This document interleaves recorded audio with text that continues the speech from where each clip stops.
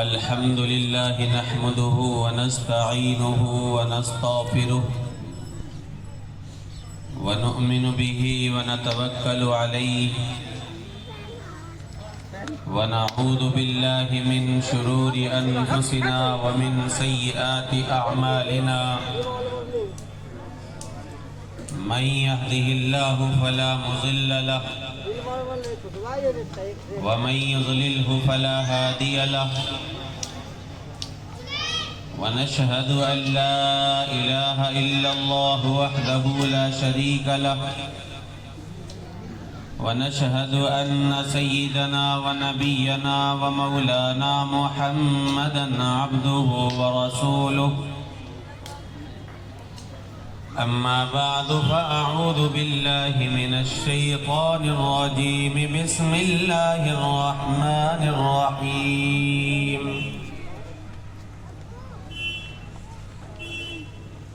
تبارك الذي بيده الملك وهو على كل شيء قدير الذي خلق الموت والحياة ليبلوكم أيكم أحسن عملا وهو العزيز الغفور وقال النبي صلى الله عليه وسلم يا أبا سفيان جئتكم بكرامة الدنيا والآخرة وقال النبي صلى الله عليه وسلم كلكم راع وكلكم مسؤولون عن رعيته أو كما قال عليه الصلاة والسلام. میرے محترم بزرگوں اور اسٹیج پر رونق افروز بزرگان دین، علماء اکرام اور پس پردہ بیٹھی میری مائیں اور بہنیں اور پیارے بچوں، ہر انسان جب بھی دنیا میں آتا ہے وہ بغیر پڑھا لکھا، کوئی اس کو علم نہیں، ان پڑھ جاہل بنا کر کے دنیا میں بھیجا جاتا ہے. دنیا کے اندر صرف انسان ہی ایک ایسی مخلوق ہے جو جاہل بنا کر کے پیدا کی گئی. باقی دنیا میں جتنی بھی مخلوقات اللہ نے پیدا کی ہیں ان سب کو مکمل علم عطا فرمایا. آپ مرغی کا بچہ جب انڈے سے نکلتا ہے اس کی ماں بھی اس کے ساتھ نہیں ہوتی، لیکن اسے چگنا بھی آتا ہے، اسے یہ بھی پتا ہوتا ہے کہ یہ دانے ہیں، یہ کنکر ہے، اور اس کو یہ بھی پتا ہوتا ہے کہ بلی میری دشمن ہے. حالانکہ اس سے پہلے نہ اس نے بلی کو دیکھا نہ اس کی ماں نے اسے سمجھایا، لیکن اللہ نے اس کو مکمل علم دے کر کے دنیا میں بھیجا، اسے ہر چیز کا علم دیا کہ کون تمہارا دشمن ہے اور تمہیں کیا چگنا ہے، کس سے ڈرنا ہے. یا اسی طریقے سے آپ ہاتھی کو دیکھیں گے کہ اگر وہ دوڑ رہا ہے اور دوڑتے دوڑتے پانی آ گیا آگے تو وہ فوراً پانی میں نہیں گھسے گا، بلکہ وہ اپنا اگلا پاؤں رکھے گا. اگر اس کا پاؤں نیچے لگا تو وہ پانی میں جاوے گا، اور اگر نہیں لگا تو وہ پیچھے ہٹ جائے گا. اس کے برعکس کتا اگر دوڑ رہا ہے اور سب سے پہلے اس کے سامنے پانی آیا حالانکہ اس سے پہلے اسے کسی نے سمجھایا نہیں تھا، لیکن وہ بغیر کسی کے بتائے ہوئے پانی میں کود پڑے گا اور تیرنے لگے گا۔ اسے یہ تیرنا کس نے سکھایا؟ بولو بھائی، بیٹھ نہیں آئے گا یہاں، سب نے یہ یونیت مان لی، یوں بیٹھے ہیں سب، جیسے بھات میں نہیں بیٹھتے منڈے میں، اس طرح بیٹھے ادھر۔ یہ نیت توڑ دو بھائی، یہ نیت نہ لے کے بیٹھو یار۔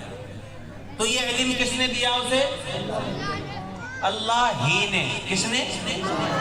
اللہ اللہ کرو جاؤ گے تو بھی جو ہے نا، بھی وہ کام کر جائے گی، ہی لگانا ہے۔ کس نے دیا علم؟ اللہ ہی نے۔ جب ہی لگا دو گے پھر ساری چیزوں کی، ساری مخلوقات کی، جنات کی، نبیوں کی، ولیوں کی، مولاناؤں کی، سب کی نفی ہو جائے گی، اور باقی رہے گا تو کون رہے گا؟ بولو بھائی، اللہ ہی۔ کون رہے گا؟ اللہ ہی۔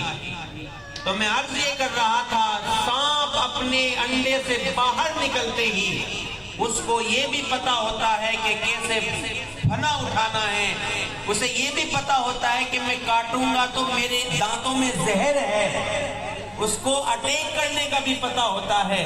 تو ساری مخلوقات کو علم دینے والا کون ہے بھائی؟ اللہ۔ کہ اب انسان کو علم دینے کے لیے جو گائیڈ ہے، جو کتاب ہے، جو قانون ہے، جو لا ہے، وہ قرآن ہے۔ کیا ہے بھائی؟ جب ہم کوئی موبائل خریدتے ہیں نیا، چوری کا نہیں، چوری والا تو ایسی بھیڑ دے کہ لے جلدی سے پکڑ لے، اور میرے پہ نہ بل ہے نہ چارجر ہے۔ جب نیا موبائل لیں گے، اس موبائل کے ساتھ چھوٹی سی ایک موبائل کی کتاب ملتی ہے، اس میں لکھا ہوا ہوتا ہے ہاؤ ٹو یوز، اسے استعمال کرنے کا طریقہ کیا ہے۔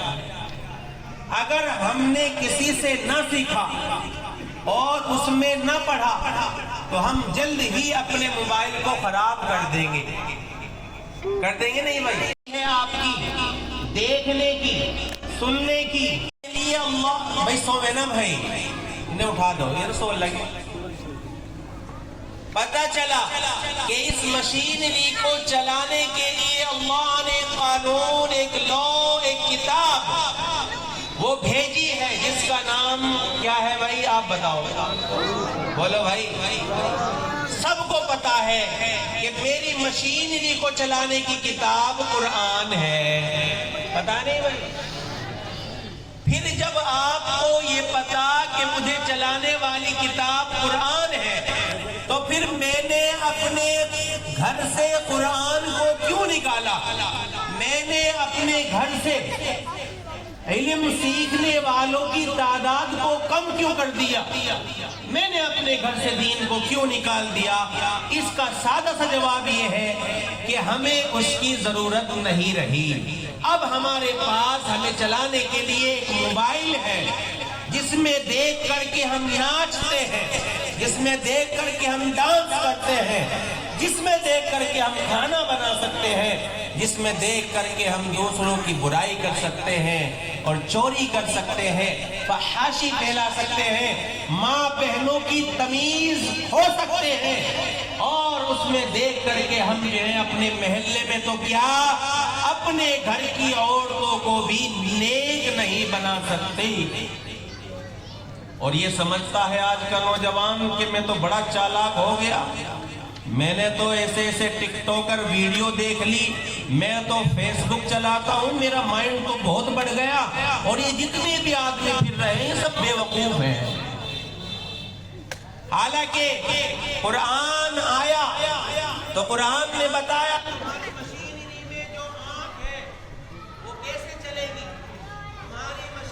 میں جو ہاتھ ہے وہ کیسے چلنے چاہیے۔ اگر یہی ہاتھ تمہارے ماں باپ پہ اٹھ گئے، اگر یہی ہاتھ تمہارے کسی مظلوم پہ یا غریب پہ اٹھ گئے تو تمہارے ان ہاتھوں کی سزا یہ ہوگی کہ ان ہاتھوں کو اکھاڑ لیا جائے گا۔ جن آنکھوں سے تم کسی کی بہن بیٹی کو تکتے ہو، جن آنکھوں سے تم نے حیا کی تمیز کو نکال دیا، جن آنکھوں سے شادی اور بیاہ میں تم اپنی بہن بیٹیوں کو ننگا لے جا کر کے دوسروں کے سامنے کھڑے کرتے ہو اور خوش ہو جاتے ہو کہ دیکھو یہ میری بہن ہے، یہ میری بیٹی ہے، ننگی جا رہی ہے، ننگی جا رہی ہے۔ کہاں جا رہی ہے؟ کہ یہ میری بیوی دوسروں کی نگاہوں کی آسائش بننے کے لیے، میری بیٹی، میری بہن دوسروں کی آنکھوں کو سینکنے کے لیے یہ شادی میں جا رہی ہے، یہ میلے میں جا رہی ہے، یہ سرخی اور پاؤڈر اور کریم لگا کر کے اور میک اپ رچا کر کے خدا کی قسم تمہیں دکھانے کے لیے نہیں ہے، وہ دوسروں کو رجھانے کے لیے ہے۔ اس لیے باز آ جاؤ، باز آ جاؤ، ورنہ ایک وقت وہ ہوگا کہ ہم اپنی بہنوں کی، بیٹیوں کی جوتیوں میں اپنا سر بھی رکھ دیں گے نا، تب بھی وہ باز نہیں آئیں گی اور تمہاری عزتوں کو اچھالتی بھی دے گی۔ اور اس کی سب سے پہلی وجہ ہے قرآن کو آج ہم نے بجائے سیکھنے کے، بجائے پڑھنے کے، بجائے اس پر عمل کرنے کے، آج ہم نے قرآن کو اپنے گھروں میں لٹکا دیا۔ کسی نے چاروں کل لٹکا دی، کسی نے سورہ یاسین لٹکا دی، کسی نے آیت الکرسی لٹکا دی۔ لٹک رہی نہیں بھائی، یہ میں ویسے ہی گرا۔ ہاں، اور جی کیوں لٹکائی؟ اجی کیوں لٹکائی ہو؟ کہ جی اس سے ہمارے گھر میں برکت ہوگی۔ کیا ہوگی بھائی؟ قرآن لٹکانے سے برکت ہوتی ہے بھائی؟ قرآن لٹکانے سے برکت ہوتی ہے۔ قرآن کو لٹکا دیا، وہی وہ ننگا بھی ہو رہا ہے، کپڑے بھی بدل رہا ہے، بیوی کے ساتھ اپنی ضروریات پوری کرتا ہے اور اسی کی طرف کو پاؤں بھی کر دیتا ہے۔ تو اس سے قرآن کی بے عزتی ہو رہی ہے یا عزت بڑھ رہی ہے بھائی؟ بے حرمتی ہو رہی ہے قرآن کی۔ خود مسلمان کر رہا ہے کہ میں نے تو لا کر کے بہت بڑی ایک سلپ لے آیا میں، اور اس سلپ کو میں نے ایسا لٹکا دیا اور اس میں تو بلب بھی جل رہے، اب دیکھو میرا گھر تو برکت سے بھر جائے گا۔ جب ہم نے قرآن کو دیواروں پر لٹکنے والی چیز سمجھ لی، جب ہم نے قرآن کو مسجد سے نکال دیا، جب ہم نے قرآن کو ماں باپ کے مرنے پر پڑھنے کی کتاب سمجھ لی، جب ہم نے قرآن کو تعویذ گنڈوں کی کتاب سمجھ لی، جب ہم نے کوئی مکان یا دکان بنایا اور اس میں پڑھنے کے لیے قرآن سمجھ لیا، تو بھائی یہ جیسا عمل ہو رہا ہم اپنے گھر میں دین نہیں لا سکتے، دین نہیں لا سکتے۔ تو جس گھر میں لٹک رہے بھائی قرآن اتار دو گے بھائی انشاءاللہ تو کہہ لو، اور آگے نہیں لٹکائیں گے، اور آگے نہیں لٹکائیں گے۔ ایک وجہ تو یہ ہے کہ ہمارے گھر سے جو دین نکلا اس کی سب سے پہلی وجہ یہی ہے کہ ہم نے قرآن کو تعویذ گنڈوں کی کتاب سمجھ لی، برکت کی چیز سمجھ لی۔ بس نہ اسے پڑھنا، نہ باپ مر گیا، بچہ مر گیا، بہن مر گئی، ماں مر گئی، مرنے کے بعد بھی اپنے ماں باپ کو دھوکہ دیتا ہے، کھڑے ہو کر کے گونگا بورا بن کے کھڑا رہتا ہے، اور اسے یہ بھی توفیق نہیں ہوتی لاؤ میں کچھ پڑھ لوں۔ کیوں؟ کچھ سیکھا ہی نہیں، مرنے کے بعد بھی باپ کو دھوکہ دے رہا کھڑا ہو کے۔ یہ عالم ہے آج ہمارا۔ یہ تو بھلا ہو حضرت کا، بھلا ہو ان مولویوں کا، بھلا ہو ان حضرت کا۔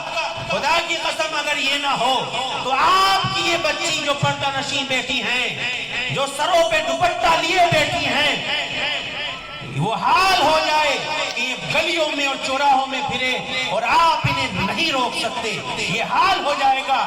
یہ تو ان لوگوں کا رونا اور ان لوگوں کی محنت اور ان لوگوں کی کاوشوں سے آج آپ کے محلے میں دین ہے. آج آپ کے گھروں میں ایک دیندار بچی قرآن پڑھنے کے لائق بن گئی. کم سے کم اپنے بچے کو اتنا دین سکھاؤ کہ مرنے کے بعد آپ کا بچہ آپ کی نماز جنازہ پڑھا دے. سکھاویں گے؟ اور وہ کہاں سے سیکھے گا؟ مدرسے میں یا باہر چوراہوں پہ؟ اور جب مدرسے میں بھیجنے کی نہیں، مدرسے والوں سے گناہ رکھیں گے، مدرسے والوں سے بغض رکھیں گے. ہاں موٹا موٹا سا ہو رہا ہے تو بھائی مولوی پورا پیرا. ایسے آدمی کے گھر میں تو کوئی پڑھا لکھا بھی مشکل سے ہی ملے گا جو علماء سے محبت نہیں رکھتے. یاد رکھنا، میں آج آپ کو بتا کے جا رہا ہوں، یہ علماء انبیاء کے وارث ہیں.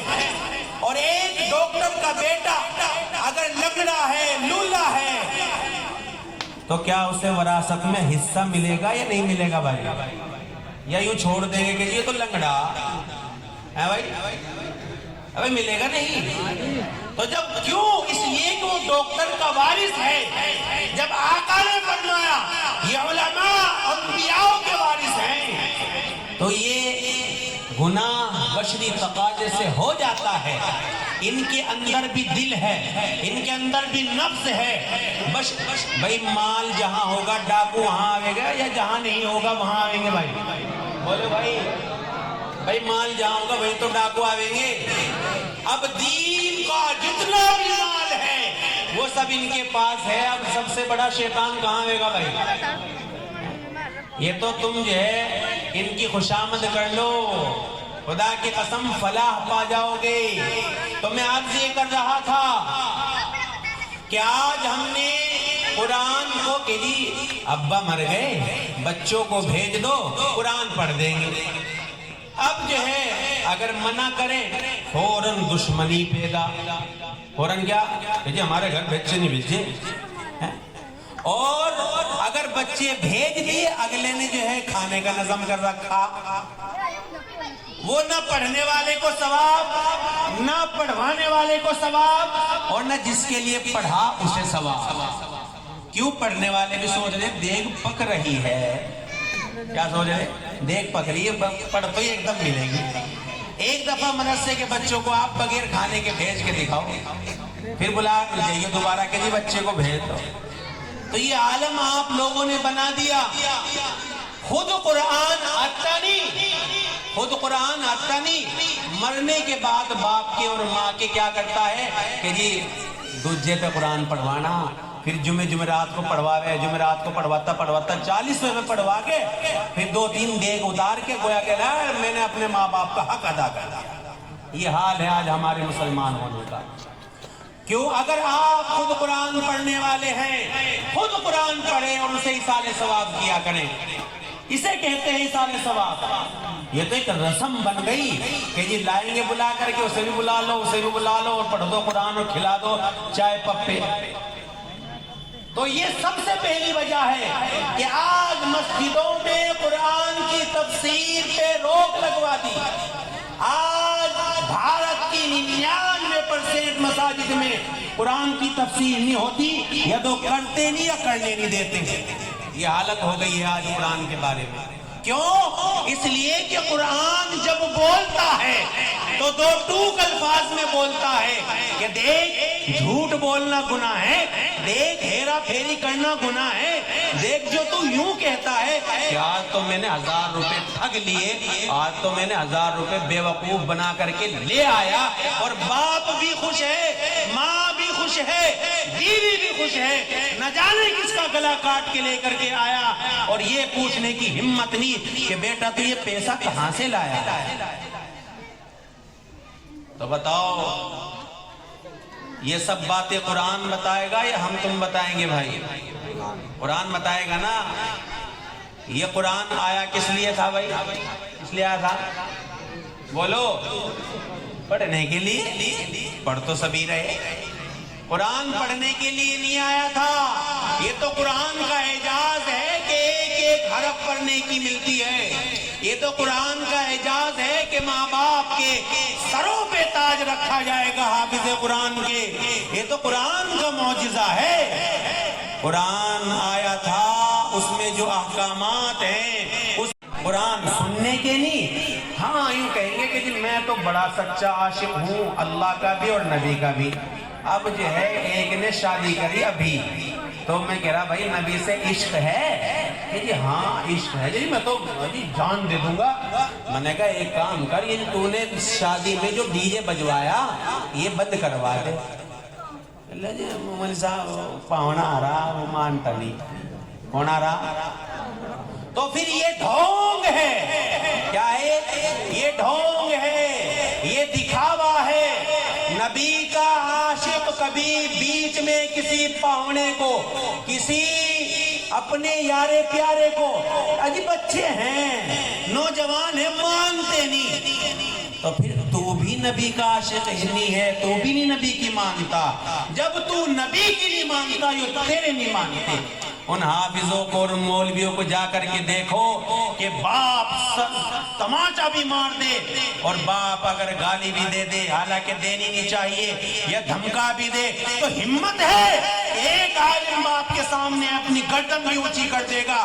اور آج کے نوجوان کو اگر بیچ چوراہے پر کھڑے ہونے پر بھی باپ یوں کہہ دے کہ بیٹا چل گھر، تو وہ یوں کہے گا ابھی تو آیا تھا میں، ابھی تو یہاں کھڑا ہوا آگے، میں کیا کچھ کر رہا ہے. اور یوں پتہ نہیں کہ چوراہے پہ کھڑے ہو کر کے جو تو نشیڑیوں کے ساتھ کھڑا، جواریوں کے ساتھ کھڑا، سٹیلکیوں کے ساتھ کھڑا ہے، ان کے ساتھ کھڑے ہونے سے ہو نہ ہو کہ کل کو تیری بھی پکڑنا آ جائے.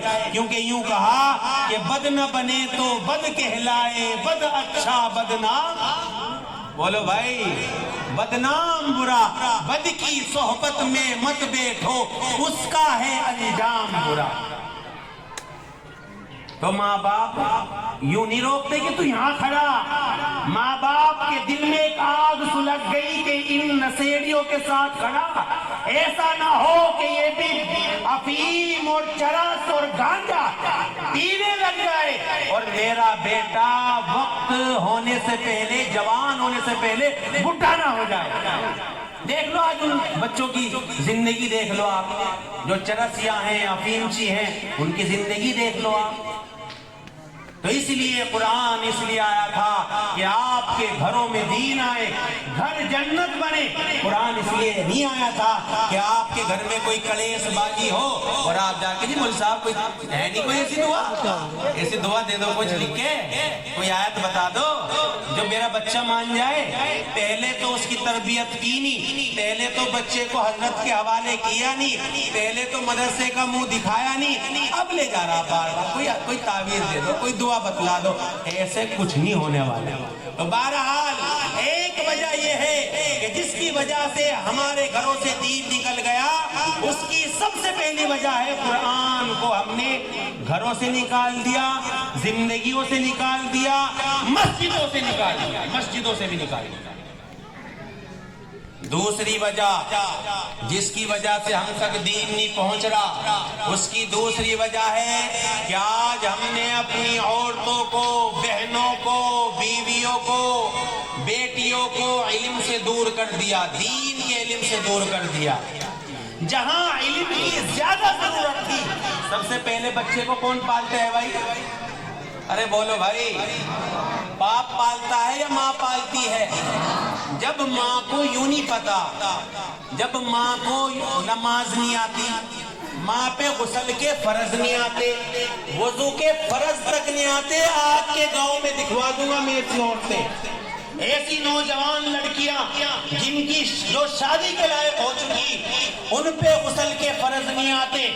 اور جن عورتوں کو قرآن پڑھنا نہیں آتا، وہ پھر بچے جننے کے بعد وہی اپنا موبائل دیکھتی رہیں گی، اسے دودھ پلاتی رہیں گی اور جیسا چاہیں گی ایسا بنائیں گی. اگر علم ہوتا تو پھر ایسا بناتی جیسا نبی چاہیے. کیسا بناتی؟ کب؟ جب اس کی ماں کے پاس علم ہوتا. آج آپ نے اپنی بیٹیوں کو جاہل رکھ کے, بہن کو جاہل رکھ کے دوسرے کے گھر بھیج دیا, وہ سب کی نسل تباہ کرتی چلی جائے گی. کیوں؟ اس لیے کہ مرد پڑھا تو فرد پڑھا, اور عورت پڑھی تو سب کو پڑھا دے گی, نسل کی نسلوں تک پڑھا دے گی. اور اگر نہیں پڑھی تو نسلوں کی نسل کو تباہ کر دے گی. یہی تو وجہ ہے کہ آج دوسرے دن بیٹی آ کر کے بیٹھ جاتی ہے, بہن آ کر کے بیٹھ جاتی ہے سسرال سے, اور کہتی ہے ساس نے یوں کہہ دیا, اور جیٹھانی نے یوں کہہ دیا, دیورانی نے یوں کہہ دیا. میں نہیں جانے کی وہاں. اگر آپ اسے حضرت فاطمہ کی زندگی کے حالات بتاتے, صحابیات کی زندگی بتاتے, تو اسے پتا ہوتا کہ ان کی جلی کٹی سننے کے بعد جو ثواب مجھے ملا ہے, جو میرا جنت میں باغ لگا ہے, وہ مجھے پتا ہے, انہیں نہیں پتا. یہ تو میری چغلی کر دی, کرنے دو. وہ بات یہ ہے کہ یہ مجھے یوں یوں کہہ دیا. اب باپ کیا کہتا, اچھا, اور سب سے پہلے کہتی ہے ماں نے تو نہ جانے کتنی بیٹیوں کے گھر برباد کر دیے, ماں نے. اور 5-5, 10-10 سال تک کوٹ کچہریوں میں لیے پھرتی ہے ماں.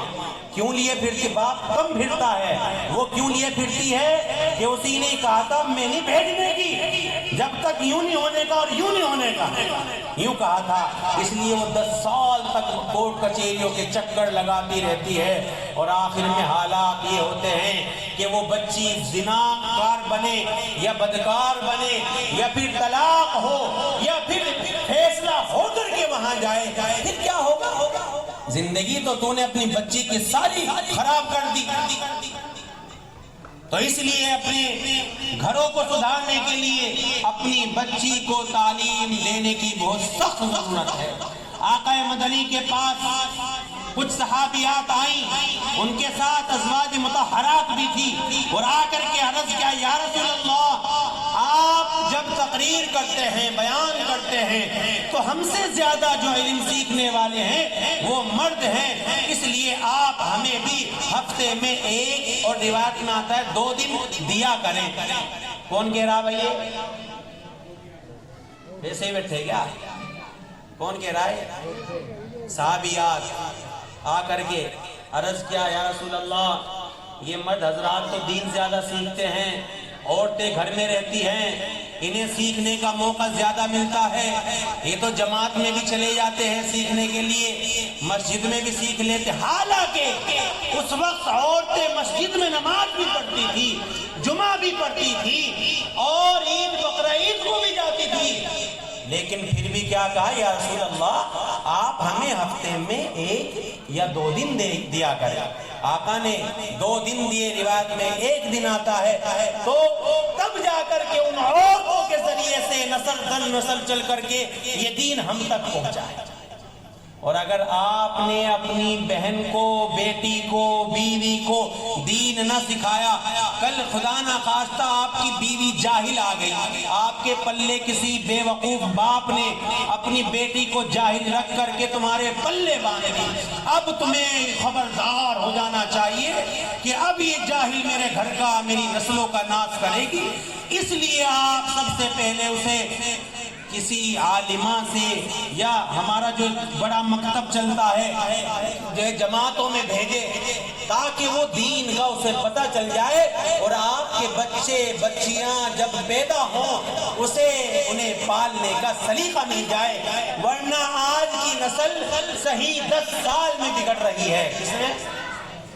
اور 10 سال بھی میں نے بہت ہی بتا دیے. 10 سال تو میں نے اس لیے بتائے, 10 سال والے کو, 10 سال کی بچی کو, 10 سال کے بچے کو آپ یوں کہہ کر کے ٹال دیتے ہیں, بچے ہی تو ہے. اسے ایسے کپڑے 10 سال تک پہناتے رہتے ہیں اور یوں کہتے ہیں بچی ہی تو ہے, بچی ہے, کچھ ہو گیا. اور آج کے اس موبائل نے ایسا گھر کا ناش کر دیا.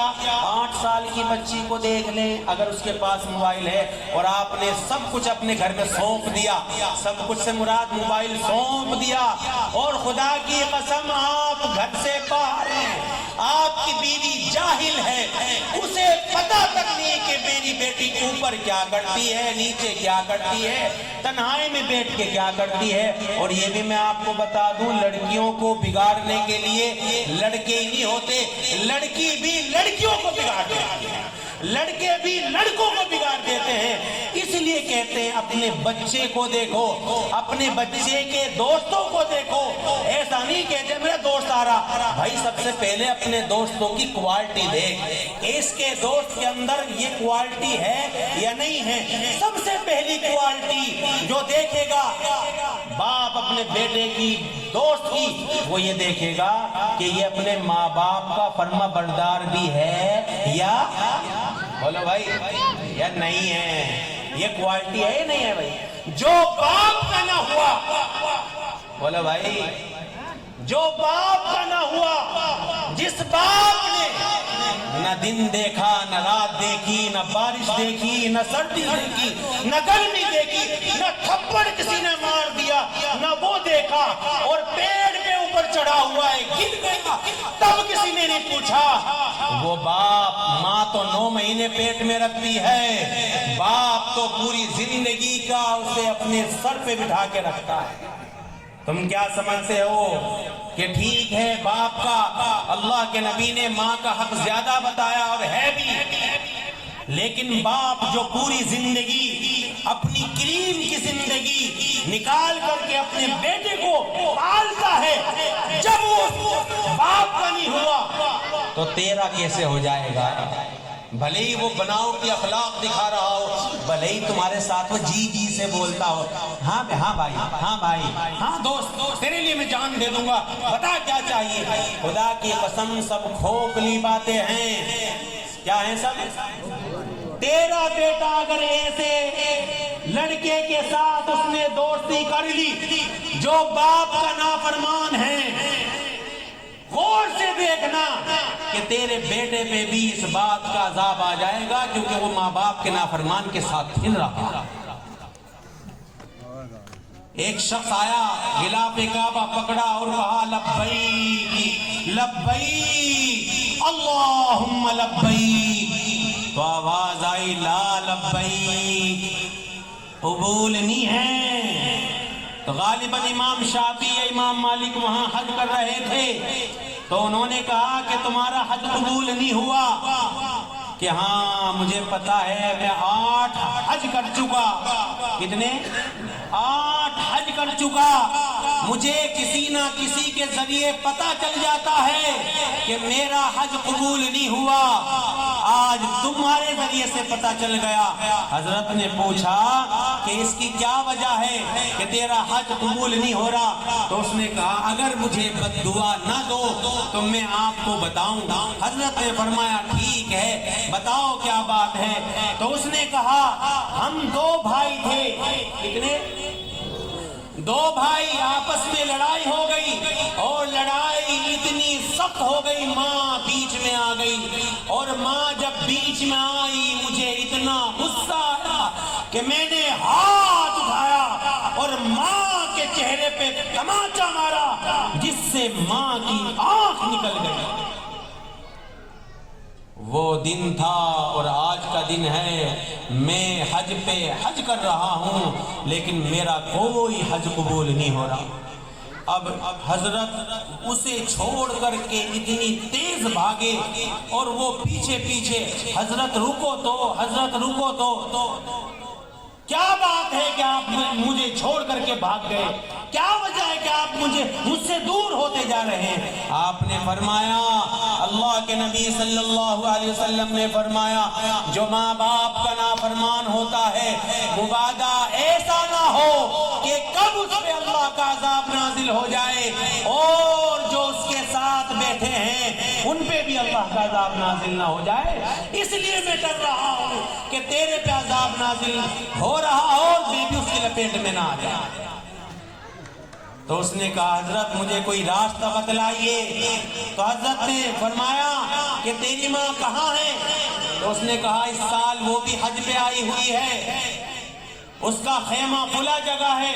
تو حضرت نے فرمایا چل مجھے دکھا، اور جا کر کے کہا اماں، حضرت نے آواز دی ماں، تو اندر سے آواز آئی، ہاں میرے بیٹے تو کہاں تھا؟ اتنے دن ہو گئی، آج تو نے مجھے ماں کہا ہے۔ حضرت نے فرمایا میں تیرا اصلی بیٹا نہیں ہوں، تیرا گنہگار بیٹا یہ بیٹھا ہوا ہے، شرمندگی سے سر جھکائے کھڑا ہے، اسے معاف کر دے۔ ماں نے کہا میں تو اسے کب کا معاف کر چکی، مگر یہ میرے پاس تک نہیں آیا، اگر یہ مجھے آ کر کے اگلے دن ہی یوں کہہ دیتا ماں مجھے معاف کر دے، میں اسے اسی وقت معاف کر دیتی۔ اب وہ آگے بڑھا اور آگے بڑھ کے کہا ماں میں اس وجہ سے تیرے پاس نہیں آیا، میری غیرت نے گوارا نہ کیا کہ جس ماں کے میں نے تماچا مارا ہے میں شرمندہ ہو چکا تھا، میں شرمندگی کی وجہ سے تیرے پاس نہیں پہنچ سکا۔ اب ماں آئی اور آ کر کے بغل گیر ہوئی اور اس سے لپٹ گئی، اور جب وہ اس سے لپٹی ہاتھ پھیرا، سینے پہ ہاتھ پھیرا، منہ پہ ہاتھ پھیرا، جب ماں کا ہاتھ بازو پہ پہنچا تو ماں کی چیخ نکل گئی اور یوں کہا بیٹا 8 سال پہلے تو تیرے دونوں بازو تھے، تیرا ایک بازو کہاں گیا؟ تو وہ بیٹا رونے لگا اور کہا ماں جب میں نے تیرے تماچا مارا تھا تو میری غیرت نے گوارا نہ کیا کہ جو ہاتھ میری ماں کے چہرے پہ اٹھا ہے وہ ہاتھ میرے دھڑ سے جڑا رہے، میں نے اسی وقت اس ہاتھ کو اٹھا کے پھینک دیا تھا۔ یہ ہوتی ہے ماں، اور آج ہم کہتے ہیں تو نے کیا کر دیا؟ ٹھیک ہے تو کہہ لے، تو نے تو یوں کہا، تو نے کیا کیا؟ کل تو دیے تھے 50 روپے، ابھی ایک ہفتہ پہلے تو دیے تھے تجھے 50 روپے، کہاں گئے وہ؟ کیا تیرے باپ نے بھی تجھ سے پوچھا تھا جب 1000 کے نوٹ دیے تھے؟ کیا تیرے باپ نے تیرے سے حساب مانگا تھا؟ تب تو تجھے ہے بڑا اس ایٹیٹیوڈ میں پھرتا تھا کہ یہ پیسے میرے باپ کے ہیں، یہ جائیداد میرے باپ کی ہے، میرے باپ کا ہاتھ میرے سر پہ ہے، کون ہے جو مجھ سے زیادہ مالدار ہے؟ اور آج یوں کہتا ہے ابا 50 روپے تجھے پچھلے ہفتے تو دیے تھے، آج تو چیکو اور جیسے سنترے تو چھپا چھپا کے لے جاتا ہے، اور باپ پہلے ہی دور پہ بتا دیا کرتا تھا بیٹا بتا میں تیرے لیے کیا لے کے آؤں، بیٹا بتا میں تیرے لیے کون سی گھڑی لاؤں، بیٹا بتا میں تیرے لیے کون سا پھل لاؤں، بتا تو صحیح۔ تو پہلے ہی فرمائش کر دیتا تھا، اور آج تو چھپا چھپا کر کے باپ سے اپنے بچوں کو کھلا رہا ہے، بیوی کو کھلا رہا ہے۔ اور اس کی اصل وجہ کیا ہے؟ وہ ماں جس نے پہلے ہی درسگاہ میں باپ اور ماں کا سبق نہیں سکھایا تھا اسے۔ اس سے پتا چلا عورت کو علم دین سکھانا بہت ضروری ہے۔ اگر علم دین ان بچیوں تک نہ پہنچا تو آپ کی نسلیں تباہ ہو جائیں گی۔ تو دوسری وجہ یہ ہے کہ آج ہم نے اپنی عورتوں سے دین کو دور کر دیا۔ تو سکھائیں گے انشاءاللہ علم۔ بوس نے تو یوں باندھ ہلنا نہیں، اب دیکھیں یہ چھڑوا دے گا کیا، یوں باندھ رکھی ہے ہٹا ہی نہیں سکتے، یہ نیت توڑ دو بھائی جی جس نے باندھ رکھی۔ اور بوس جو مالدار سا ہے نا وہ بول نہیں رہا، نو دیکھ رہا کہ میں تو مالدار ہوں، میں کیوں بولوں، پیسہ ہے میرے پاس، ٹھیک ہے کہہ رہا کہ ہو جا جلسہ ہے میرے پاس کوئی فرق پڑ رہا کہ ہو جا تھوڑی سی دیر جو ہے چلا جائے گا بک بکا کر کے۔ بک رہا ہوں جنوں میں کیا کیا، کچھ تو سمجھے خدا کرے کوئی۔ یہ ان علماء کی قدر ہے، ان علماء کا احسان ہے کہ ہم لوگوں کو چن چن کر کے تمہارے سامنے بٹھا رہے ہیں تاکہ تمہارے گھر کا معاشرہ صحیح ہو جائے۔ تاکہ یہ ان کی کوئی اور وجہ ہے بھائی، ارے کوئی اور وجہ تو نہیں ہے، اس میں تو نہیں اٹھنے پر دھنی میں دیکھا کسی نے پر دھنی میں اٹھتے ہیں آگے بھائی یہاں الیکشن لڑیں گے۔ ان کا واحد مقصد صرف اور صرف یہ ہے کہ یہ لوگ چاہتے ہیں آپ کے گھروں سے صبح کو گانوں کی نہیں، ٹک ٹاک کی نہیں، فیس بک کی نہیں، قرآن کی آواز آئے۔ ان کا مقصد یہی تو ہے بھائی، ارے یہی تو ہے۔ اور آپ جو ہیں اب بھی جو مالدار سا ہے مجھے یوں دیکھ رہا، دیکھو جا کہ ہو جا تو بہرحال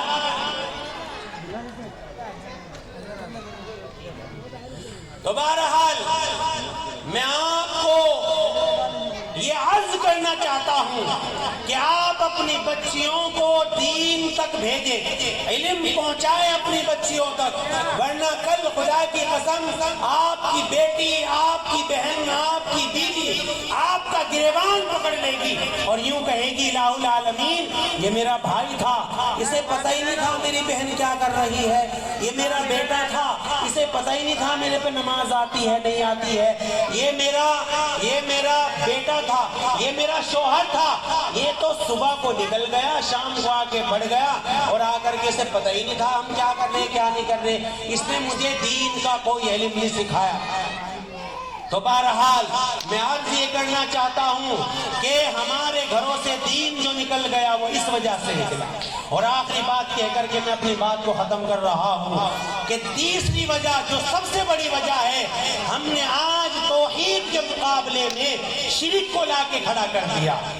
وہ کیا ہے کہ ہم کلمہ تو پڑھتے ہیں لا الہ الا اللہ، نہیں کوئی معبود سوائے، بولو بھائی، تو جب آپ یوں کہہ رہے ہیں کہ نہیں کوئی معبود تو پھر تو نہیں کوئی مسجود، پھر نہیں کوئی حاجت روا، پھر نہیں کوئی مشکل کشا، نہ کوئی عزت کا مالک، نہ کوئی ذلت کا مالک، نہ کوئی ملک کا مالک، نہ کوئی ملک نہ دینے کا مالک، یہ کون ہے اس کا مالک؟ اللہ ہی بھائی، میں نے ہی کہا، ہی لگایا کرو، کون ہے؟ یہاں وہ ہوگا جو اللہ چاہے گا، کیا ہوگا بھائی؟ یا وہ ہوگا جو چودھری صاحب چاہیں گے، یا انصاری صاحب چاہیں گے، یا ملک صاحب چاہیں، یہاں وہ ہوگا جو اللہ ہی چاہے گا۔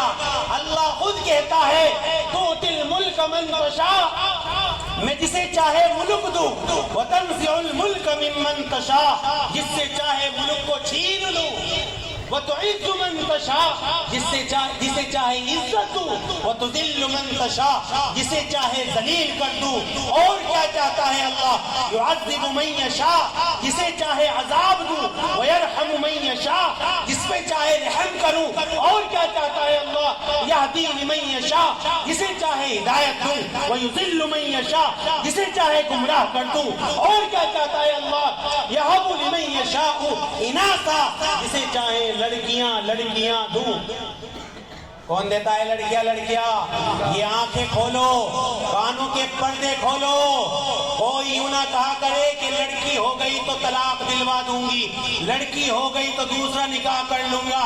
اللہ کہتا ہے یہب لمن یشاء اناثا، لڑکیاں جسے چاہے دوں، ویہب لمن یشاء الذکور، اور جسے چاہے لڑکے دوں، او یزوجہم ذکرانا و اناثا، اور جسے چاہے دونوں ملا کر کے دوں، وَيَجْعَلُ مَن يَشَاءُ عَقِيمًا، اور جسے چاہے بانجھ رکھ دوں۔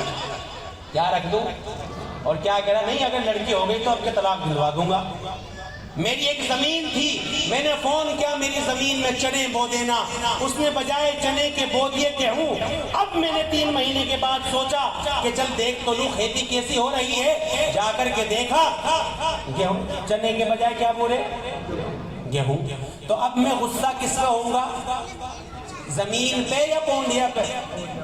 بولو بھائی، جس نے زمین میں بیج ڈالا، میں نے کہا تھا چنے بونا، تم نے بو دیے گیہوں، تو پھر عورت پہ کیوں غصہ ہوتے ہو؟ بیج ڈالنے والا مرد ہے، شوہر ہے، عورت ایک زمین کی طرح ہے۔ خود قرآن کہتا ہے یہب لمن یشاء اناثا، میں ہوں مالک، لڑکیاں میں دیتا ہوں، تم کسی پہ زور زبردستی نہ کرو۔ تو بہرحال میں اس بات پر یہ اپنی بات کو ختم کر رہا ہوں، اپنی بچیوں کو مدرسے میں بھیجو، بچوں کو مدرسے میں بھیجو، اور جو جوان ہو گئے وہ مدرسے میں نہیں آ سکتے ان کو جو ہے جماعت میں بھیجو۔ الحمدللہ جماعت کا کام بھی بہت اچھا چل رہا ہے، اس لیے اپنے نوجوان بچوں کو جماعت میں بھیجیں۔ اور جو چوراہوں پہ، میں ان نوجوانوں سے اے دیکھو ہاتھ جوڑ کے میں آپ سے درخواست کرتا ہوں کہ یہ چوراہوں پہ نہ کھڑا ہوا کرو، ایسے دوستوں کو اپنا دوست نہ بناؤ جو ماں باپ کا نافرمان ہے، ایسے لڑکوں کے پاس نہ بیٹھو جو سٹا لگاتے ہو، جوا کھیلتے ہو، اور چرس اور افیم اور گانجا پیتے ہو۔ کریں گے انشاءاللہ؟ رکیں گے سب؟ ہاتھ اٹھا کے بتاؤ، سب رک جائیں گے کیا؟ رکیں گے انشاءاللہ؟ اللہ ہم سب کو عمل کی توفیق عطا فرمائے۔ وآخر دعوانا ان الحمدللہ رب العالمین۔